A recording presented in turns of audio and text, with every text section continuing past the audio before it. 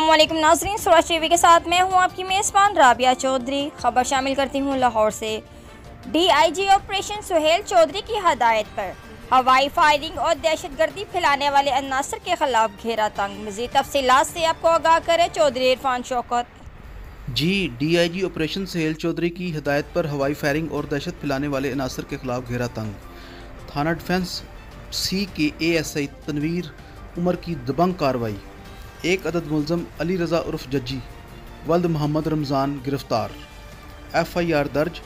एक अदद 30 bore pistol और गोलियां बरामद। मुलज़म इन्वेस्टिगेशन विंग के हवाले।